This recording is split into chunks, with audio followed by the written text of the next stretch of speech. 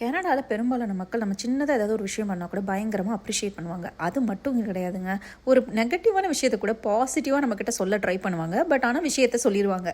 இப்போ பார்த்தீங்கன்னா அதுக்கு ஒரு செம எக்ஸாம்பிள். நான் வெளியில் போயிட்டு வீட்டுக்கு வந்தேன். நான் கொரியரை மிஸ் பண்ணிட்டேன். அதுக்கு அவங்க என்ன டேக் ஒட்டியிருக்காங்க பாருங்களேன். சாரி வி மிஸ்ட் யூ அப்படின்னு ஒட்டியிருக்காங்க.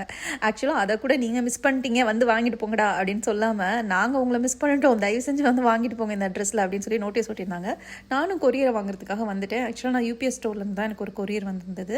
நம்ம ஊரில் மாதிரி பக்கத்து வீட்டில் கொடுத்துட்டு போங்க, மேலே வீட்டில் கொடுத்துட்டு போங்கன்னா கேட்க மாட்டாங்க. ஸோ இந்த மாதிரி முக்கியமான பேக்கேஜ் எது இருந்ததுன்னா ரிட்டன் எடுத்துகிட்டு போயிட்டு நமக்கு அந்த மாதிரி நோட்டீஸ் வந்து ஒட்டிடுவாங்க. ஸோ நம்ம அந்த பர்டிகுலர் லொக்கேஷனில் போய் நம்ம கலெக்ட் பண்ணிக்கலாம்.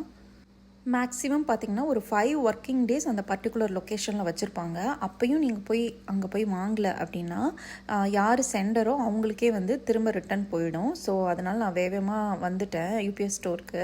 இங்கே உடனே கொடுக்க மாட்டாங்க. நம்மளோட ஐடிஸ் கேட்பாங்க, ப்ரூஃப்ஸ் எல்லாம் வாங்கிட்டு அதுக்கப்புறம் இந்த ஸ்லிப்பையும் கொண்டு போயிட்டு அந்த ட்ராக்கிங் நம்பர்லாம் செக் பண்ணிவிட்டு தான் நமக்கு எடுத்து கொடுப்பாங்க. நான் போய் கேட்டோன்னா அந்த பொண்ணு என்கிட்டயே அந்த பேக்கேஜ் வந்து எப்படி வந்தது, பாக்ஸில் வந்ததா கவரில் வந்ததான்னு என்கிட்ட கேட்டுச்சு. அது தெரிஞ்சால் நான் ஏமா இங்கே வரப்போகிறேன், நான் தான் டெலிவரியே பார்க்கலையே அப்படின்னு. அதுக்கப்புறம் ஃபஸ்ட்டு தேடிட்டு கிடைக்காம அப்புறம் உள்ளே போய் பாக்ஸில் வந்த கொரியரை வந்து எனக்கு எடுத்து கொடுத்துட்டாங்க.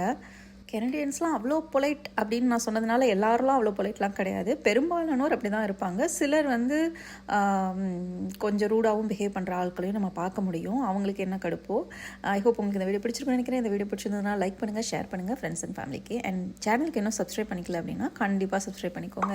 தேங்க்யூ.